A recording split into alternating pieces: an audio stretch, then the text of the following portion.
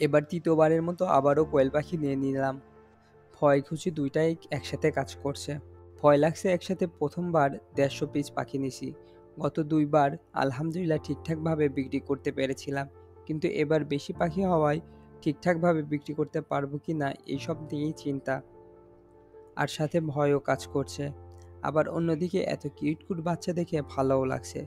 মাশাআল্লাহ এদের হাইট ১.৫ ইঞ্চির মতো হবে। খুবই ছোট, ছোট। তবে বাচ্চাগুলো আরো ছোট হয়। এখন তো এদের বয়স ৭ দিন। তাই একটু বড়, বড় লাগছে। রাতের জন্য খাবার পানি এখনই দিয়ে দিব। খাবার ফিডটা একটু বড়, তাই শিল দিয়ে ভালো করে গুঁড়ো করে দিয়ে দিব। আর পানিও দিয়ে দিচ্ছি।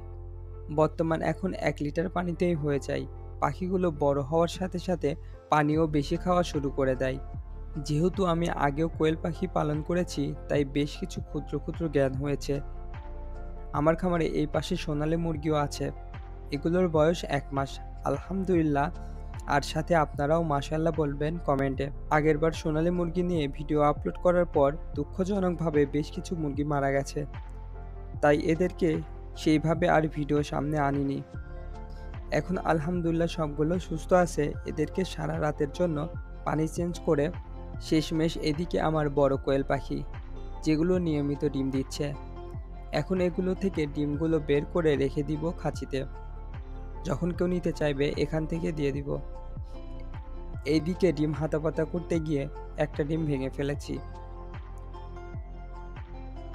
বাচ্চা কোয়েল পাখির মধ্যে একটা পাখি দেখতেছি মারাও গেছে। ১৫০ পিচের মধ্যে একটা দুইটা মারা যাওয়া সাধারণ মৃত্যুর মধ্যেই পড়ে।